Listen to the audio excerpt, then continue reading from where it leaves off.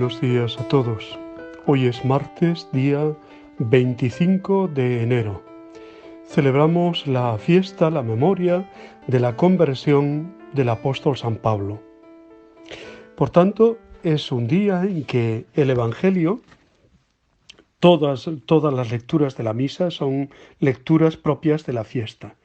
Y el Evangelio, por tanto, no sigue la lectura continua, sino que es un Evangelio especial para este día. Marcos 16, 15 al 18. Id al mundo entero y proclamad el Evangelio. Normalmente de los santos celebramos su día en el que muere, ¿no? Dies Natalis, el día de su nacimiento para el cielo, ¿no? Sin embargo, de San Pablo celebramos su martirio, su nacimiento para el cielo, junto con San Pedro el 29 de junio, pero también celebramos su comienzo en la vida cristiana, podríamos decir su bautismo, su conocimiento de Cristo y por tanto también su iniciación en la vida cristiana. Ese episodio se le denomina así, la conversión.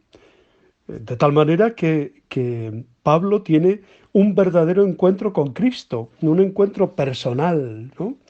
Por eso también el movimiento de cursillos de cristiandad tiene especial dedicación en este día, porque un cursillo es un verdadero encuentro con Cristo, que te cambia la vida, que como a los magos de Oriente te hace volver a tu vida, a tu cotidianidad, por otro camino. Pues algo así le pasó también a Pablo, algo así, ¿no? Su vida cambió, pasó de ser perseguidor de los cristianos a ser realmente el apóstol de los gentiles. El episodio se nos narra 3 veces en el libro de los Hechos, los capítulos 9, 22 y 26. Se ve que la primera comunidad cristiana lo consideraba de suma importancia como origen de la apertura misionera del cristianismo.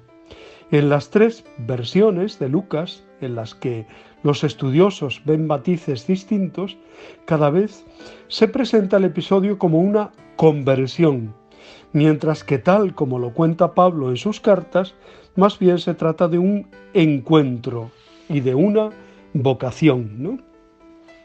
Así, normalmente la primera lectura de este día es Hechos 22, del 3 al 16, ¿no? Ese episodio de la conversión. Cuando Pablo fue detenido en Jerusalén por los judíos, estuvo a punto de ser linchado por ellos. Le salvaron en el último momento los soldados romanos.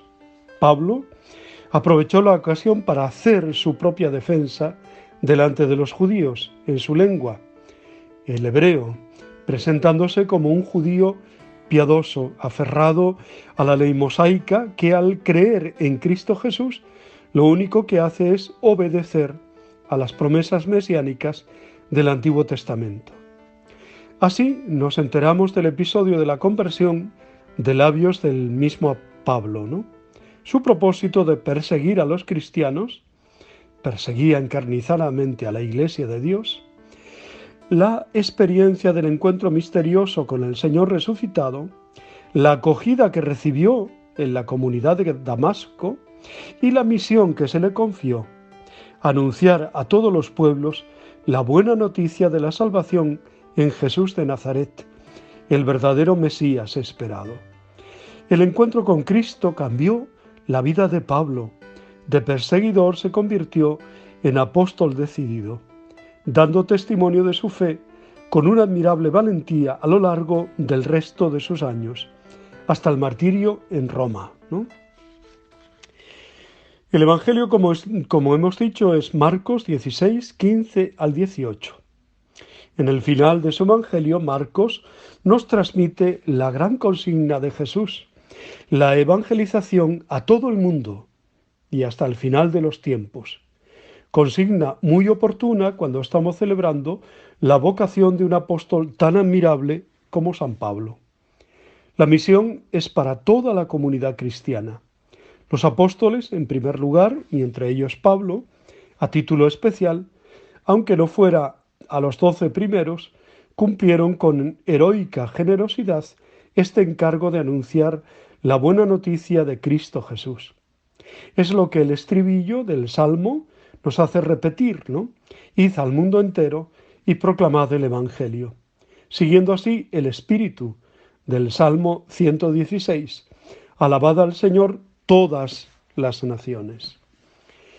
En este relato de la conversión de Pablo, uno no sabe qué admirar más.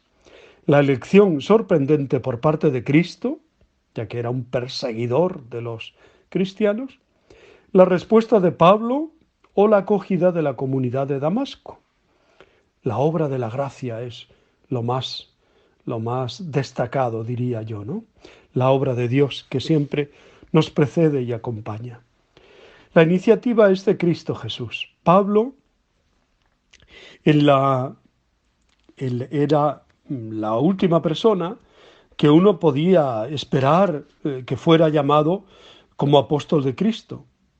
Recordemos que había estado presente en el martirio del diácono Esteban, ¿no?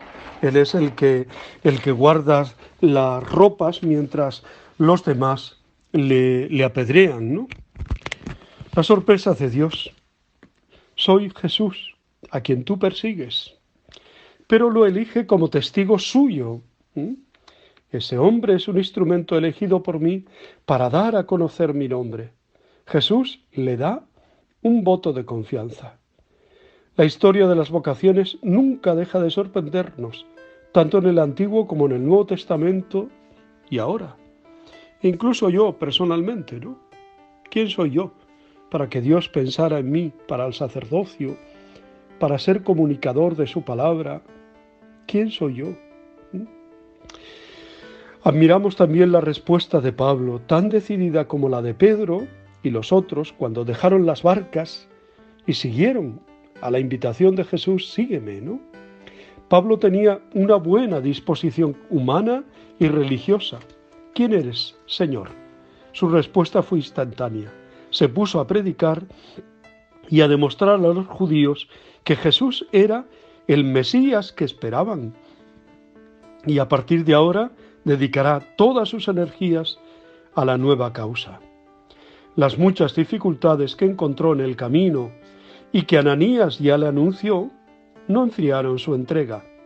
Pablo se mostró siempre intrépido y nadie le pudo hacer callar. Su amor a Cristo fue el motor de toda su vida. Para mí, la vida es Cristo. Ya no vivo yo, es Cristo quien vive en mí. O sé de quién me he fiado, hasta que en tiempos de Nerón dio el supremo testimonio en Roma con su propia vida. Tiene también su mérito la actitud de la comunidad de Damasco, empezando por Ananías. Era explicable que sintieran alguna suspicacia. Bueno, suspicacia, verdades, ¿no? Conociendo las intenciones con las que venía Saulo, que así se llamaba, ¿no? Pero se dejaron convencer y le acogieron, acompañándolo en su camino de fe y lanzándolo a la misión. Nos podríamos preguntar, ¿actuamos en nuestra vida como estos tres protagonistas? ¿Somos capaces, como Jesús, de dar un voto de confianza a los demás, a las personas, aunque nos parezcan menos indicadas? ¿Damos a Dios una respuesta incondicional, como Pablo, enamorados de Cristo, dedicándonos con ilusión a la evangelización en nuestro ambiente familiar, social, como testigos del Evangelio en el mundo de hoy? Tenemos también un talante acogedor, como la comunidad de Damasco, para con aquellas personas que nos resultan incómodas o que pueden llegar precedidas de no muy buena fama, ¿no? Ayudándoles a encontrar y seguir su camino según la voluntad de Dios. Hoy termina la semana, el octavario de oración por la unidad de los cristianos. Es un buen día para que todos los seguidores de Jesús nos miremos en el apóstol Pablo, ¿no? Y aprendamos de él su entrega al trabajo evangelizador, dando importancia a lo principal, por encima de divisiones y rencillas.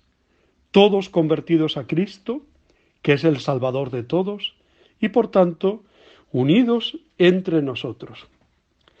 La fiesta de hoy nos invita a convertirnos también nosotros en nuestros caminos de seguimiento de Jesús. En la oración del día pedimos: concédenos caminar hacia ti, siguiendo su ejemplo, y ser ante el mundo testigos de la verdad. Y en la poscomunión, que la Eucaristía de hoy nos encienda en el fuego del amor que abrasa el corazón de San Pablo y le impulsaba al servicio de todas las iglesias. Pues damos gracias a Dios por la vida, por el testimonio, por la decisión de San Pablo.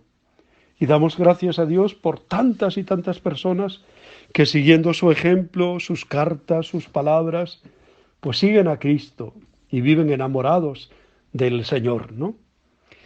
Os deseo muy buen día, os abrazo y os bendigo en el nombre del Padre, del Hijo y del Espíritu Santo. Os quiero.